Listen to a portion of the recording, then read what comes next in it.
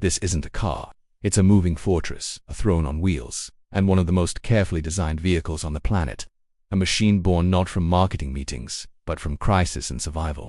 We're talking about the unique transport for the head of the Catholic Church, a vehicle shrouded in protocol and secrecy. But here's the compelling mystery most people overlook. What you and I call the Popemobile is a name that Vatican officials quietly dislike. They have their own term, and the story of why reveals a lot. Welcome to Winds of Thought. Today we're taking a deep, comprehensive journey into the evolution of papal transport. This isn't just automotive history. It's a narrative about faith, global politics, mortal danger, and the ultimate protection detail, told through over a century of sacred engineering. To begin, we need to understand the Pope's relationship with vehicles is far more complex than a single car. The Vatican City-State, as a sovereign entity, operates an official fleet to move its many cardinals and diplomats around Rome. It's a collection of functional, often unassuming sedans. Separately, a pope might have personal tastes, a preferred make or model for private moments. Think of it like this. You have the company car, and you have the car you actually enjoy driving on the weekend. For instance, the late Pope John Paul II was gifted a rally-bred Lancia Delta. Pope Benedict XVI had an affection for the Opel Kadett from his earlier years, and Pope Francis famously used a Ford Focus as his daily driver within the Vatican gardens, turned down a gifted Lamborghini to auction it for charity, and was even reported to prefer taking the bus. So the idea of a single, unchanging Popemobile is a media simplification. The reality is a rotating cast of vehicles, each serving a distinct purpose. But the star of the show, the one we all picture, is the ceremonial parade vehicle. Its core function is singular and profound: to display the Pope to the faithful during public appearances. This is where history, engineering, and security collide. And here's another critical distinction that sets the papal motorcade apart from any world leader. When the Pope travels abroad, he almost never brings his own vehicle with him. Instead, for nearly every international visit, a local carmaker receives a once-in-a-lifetime commission. Their task: to provide a vehicle that can be transformed into a secure, elevated stage. This tradition has resulted in a breathtakingly diverse and obscure collection of over 70 different cars serving as Popemobiles throughout the 20th and 21st centuries. From Fiat to Ford, from Mercedes to Mitsubishi, the list is a global automotive roll call. So where did this extraordinary tradition begin? To find the roots, we must travel back to a time long before combustion engines, to an era when the Pope's visibility was an act of spiritual theater, not a security nightmare. The true, ancient predecessor was the sedia gestatoria, the ceremonial portable throne borne aloft by 12 footmen. This elevated chair, accompanied by fans of ostrich feathers, was designed to make the Pope visible above the crowds during papal processions within the Vatican. It was about majesty and sacred spectacle. For longer journeys outside the palace walls, ornate horse-drawn carriages, like the famous Carrozza di Gran Gala, were the height of papal travel luxury. You would naturally assume that when the first horseless carriages arrived in Italy in the late 1800s, the Vatican would have been an early and eager adopter of this modern marvel. The shocking truth is the opposite occurred. For nearly 6 decades, from 1870 to 1929, successive popes refused to leave the Vatican grounds at all. They became, in their own words, prisoners of the Vatican. This period, known as the Roman Question, began when the newly unified Kingdom of Italy annexed the Papal States. In protest, Pope Pius IX and his successors withdrew behind the walls of Vatican City, refusing to recognize the Italian state's authority or set foot on what they saw as occupied territory.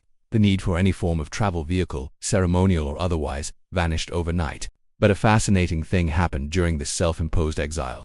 While the popes wouldn't travel, the automobiles began to arrive. Donating a car to the Holy See became a prestigious act for wealthy Catholics, bishops, and even automobile manufacturers themselves.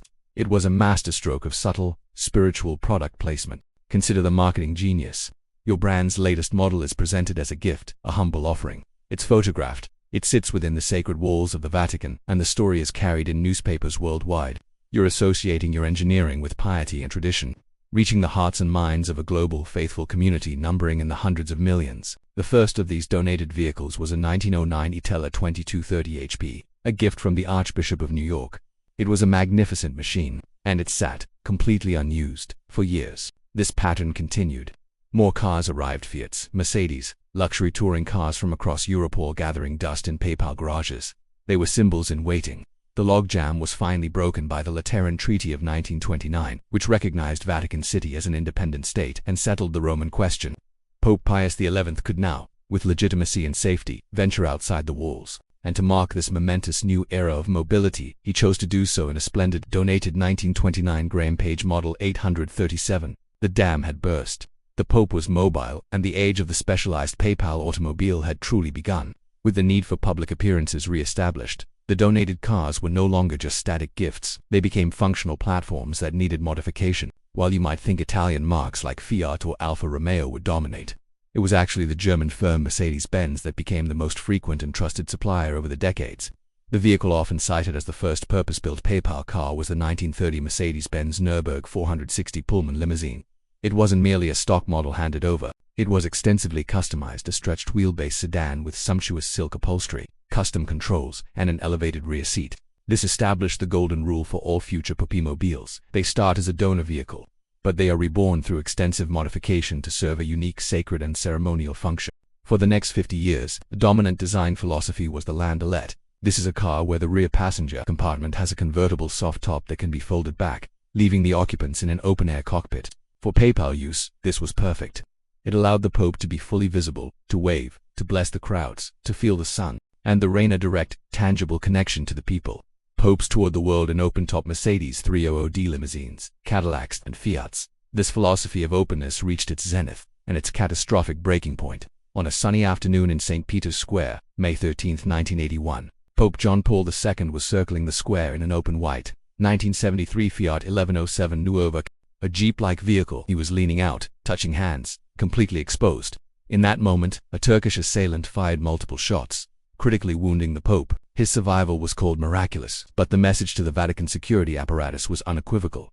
The era of exposed travel was over. The sacred connection had become a fatal vulnerability. Interestingly, Providence had already provided a prototype for the solution. Just a year earlier, the Pope had been gifted a 1980 Mercedes-Benz 230G. This boxy off-road vehicle had been fitted with a simple, clear plexiglass enclosure on the back, a weather box designed to protect him from the elements during rainy parades. In the wake of the assassination attempt, this simple concept was re-engineered with terrifying urgency. The plexiglass was replaced with thick, bullet-resistant polycarbonate. The vehicle's body was fitted with armor plating capable of stopping small arms fire. The chassis was reinforced. The open-top landaulet was dead. In its place was born the modern Popemobile, as we know it today, a white, elevated, truck-like vehicle with a massive panoramic glass cabin perched on the back. It creates a surreal, almost poetic image. The Pope, dressed in white, stands or sits within this crystal-clear box, smiling and waving, but now separated by inches of impenetrable material. He is visible yet untouchable, close yet profoundly protected. It is, as one commentator called it, a rolling aquarium or a sanctified fishbowl. The very design shouts the central tension of modern spiritual leadership, the imperative to be seen, and the absolute mandate to be safe. With the core security template established, the variety of base vehicles chosen for conversion became even more fascinating. The list from the last 40 years is wonderfully bizarre. It includes a humble, narrow-seat Panda 45 for navigating the tiny streets of an Austrian village. On the opposite extreme, for a massive outdoor mass, a colossal Polish-made Star 660 Army truck was converted, earning the nickname the Pope. There was the Renault Espace minivan turned Popemobile for a visit to France, and in a moment of pure automotive joy during a visit to Ferrari's Maranello factory, Pope John Paul II bypassed his official vehicle and insisted on a ride in a crimson Ferrari Mondial, which mechanics hastily modified with a temporary rear seat. This leads to a natural question. What is the life cycle of a holy roller? What happens when a Popemobile is retired from active duty? They are never simply scrapped. Some are retained in the Vatican's own small historical fleet. Others are donated back to their manufacturers or to the national churches of the countries where they were used. Many find permanent homes in museums. The Vatican museums themselves have several on display, and others are in automotive museums worldwide. And, perhaps surprisingly, a few have entered the private collector's market. A Fiat 500 liters used briefly by Pope Francis during his U.S. visit was later auctioned and now resides in a Ford dealership in Iowa. The 1980 Mercedes G-Wagon that was the prototype for the armored box was sold at a Sotheby's auction in the 1990s. They become secular relics, pieces of history with a truly unique provenance. The story continues with each new papacy. The chosen vehicle becomes an early signal of a pope's style. Pope Francis, emphasizing humility, often chose simpler, smaller, converted vehicles like a Jeep Wrangler or a Hyundai Santa Fe. And even within the armored glass, he preferred to stand rather than sit on a raised throne. His final journey, in keeping with his modest nature, was reported to be in the utilitarian bed of a modified pickup truck. So what comes next? As technology evolves, will we see an electric or hydrogen-powered Popemobile reflecting the Church's focus on stewardship of creation? Will advanced transparent armor allow for a less obtrusive enclosure? The next time you see that iconic white vehicle with its crystalline cabin gliding through a sea of people, you'll see more than a strange car.